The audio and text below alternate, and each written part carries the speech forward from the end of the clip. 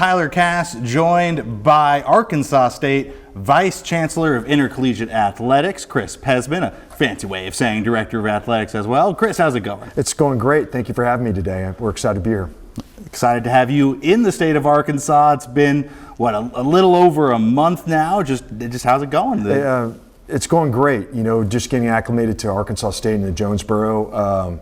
Everybody talked about how wonderful the people are, and they undersold it. It's been just incredible, and getting to come down here to Little Rock and spend a day with you makes it even better, so thank you. Perfect. And we'll start there. I mean, the city of Jonesboro, the people of Jonesboro, I mean, how important was that to drawing you to a state? It was probably the most important thing. We interviewed here in Little Rock. I didn't get a chance to get to Jonesboro, and I'd heard a lot about it from Terry Mohajer, who'd been the AD there before, and some other people that had worked at Arkansas State along the way. But it has been even better than they said, and that's saying something because they put a pretty high bar on it. So it's been incredible, and just getting acclimated and ready to go with the fall, with football season ready to start. Just meeting everyone, fans, coaches, players, and seeing what we all see, which is just the passion for this university and for these programs.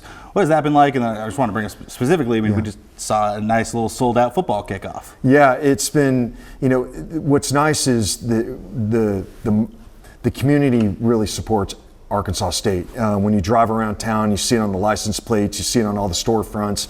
Anytime you stop, somebody comes in and starts talking to you about their experience of going to a game, in any of them, baseball, basketball, football, but everybody starts talking about the fall and their excitement with the season.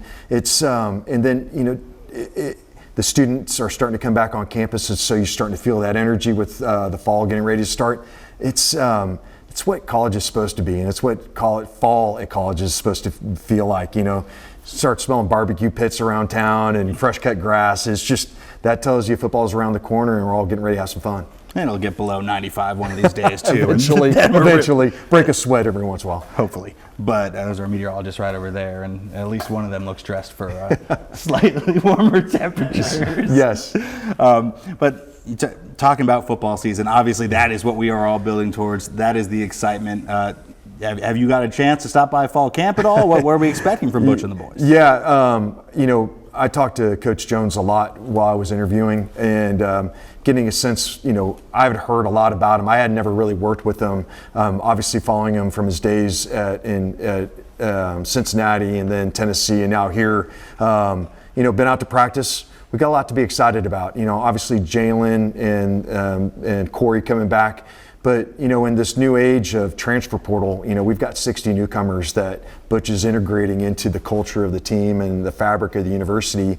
And I think that's kind of where the art meets the science of, building a team in this modern age of college athletics with the transfer portal. And he does a great job of being very intentional on, the culture and the intangibles that go into winning.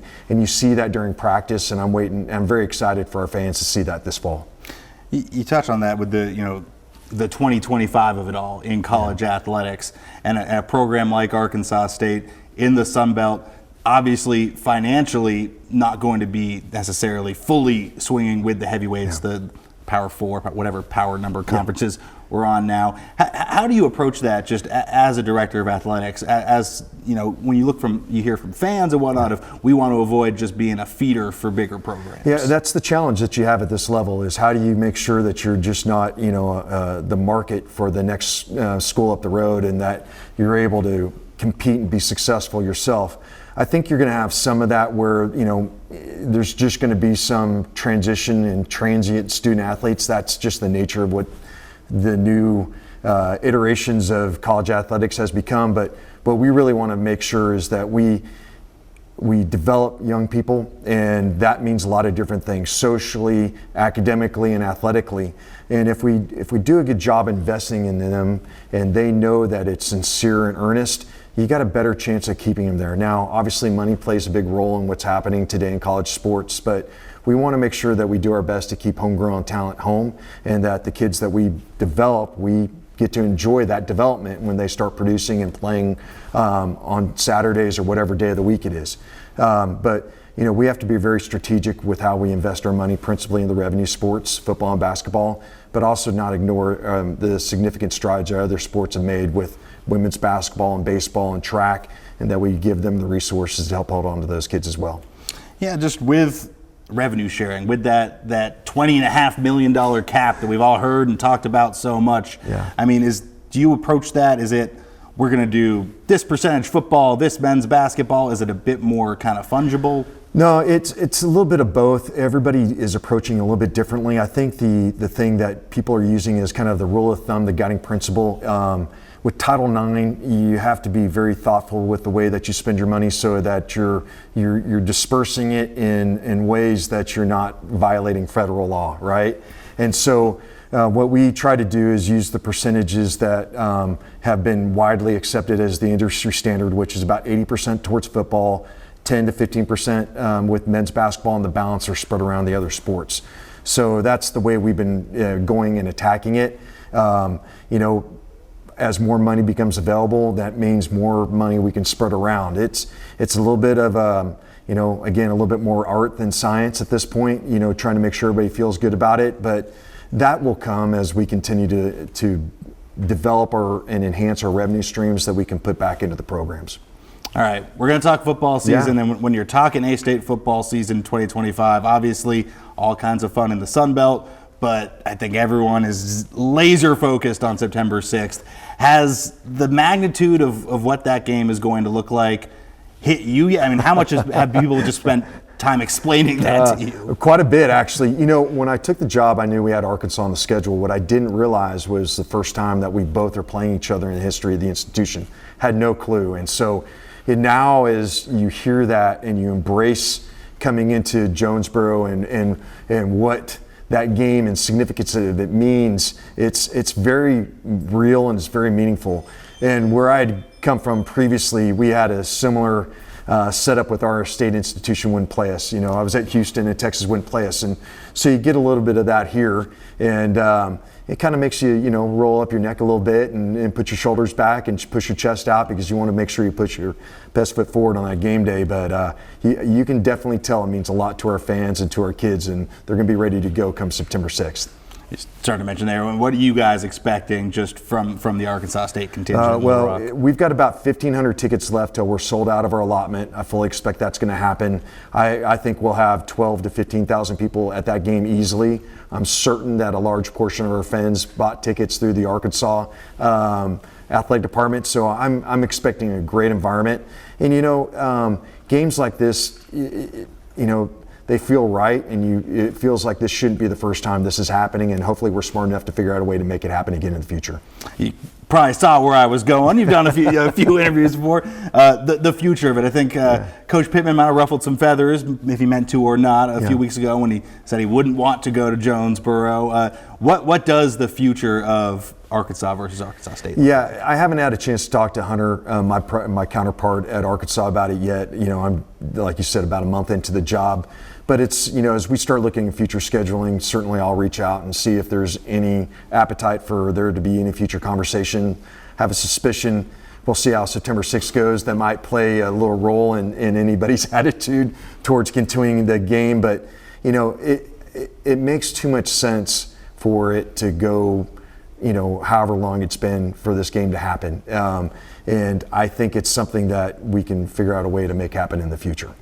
Just less the Arkansas of it all and more to the Little Rock, the War Memorial.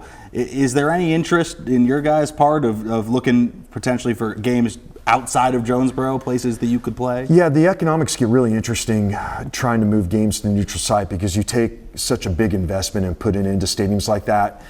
Certainly I'm conscious of that with our counterparts in this game with UA.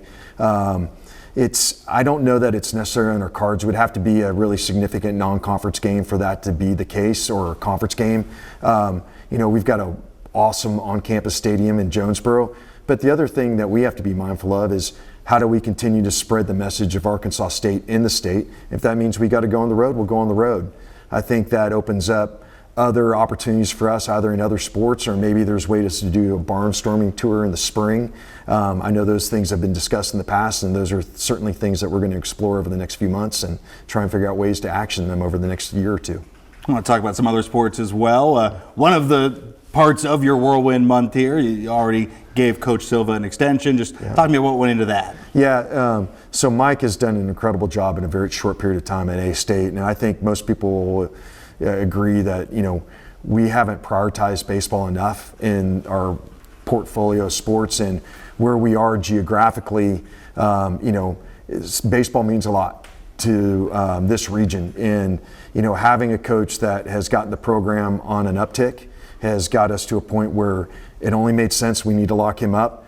We've committed to building a new baseball operations training center in the next year, and soon after that we're going to start focusing on getting a stadium done. And all those things matter, not just to A-State and to our baseball program, but also the community in Jonesboro, because it gives us more of a civic outreach in the spring when maybe less things are going on.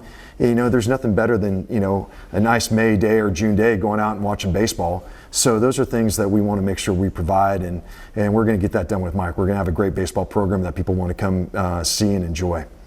And then back to earlier, you mentioned you spoke with Coach Jones a good amount before you took this job. Just beyond obviously just him, talking with all the coaches, how important was that to you when it came to finding the fit? It was probably one of the most important things. One thing I'm very conscious that I walked into was a great stable of head coaches. And genuinely, I mean that. We are across the board competing at the top end of the Sun Belt. And so our goal is to, win the Sun Belt in every sport every year. Now, is that practical? Probably not. But it doesn't mean that we can't be recognized as one of the most competitive athletic departments in the Sun Belt.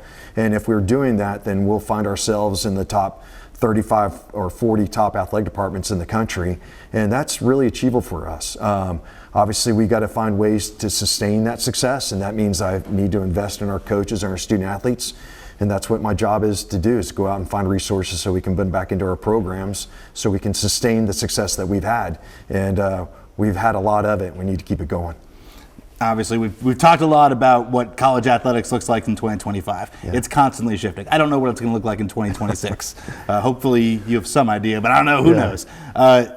The Sun Belt of it all. How happy do you guys feel with the rest of the conference, and how do you feel A-State fits long term? Oh, I think the Sun Belt is one of the few conferences that kind of still has it figured out. We're not one of those leagues that's traveling halfway across the country to go play conference games.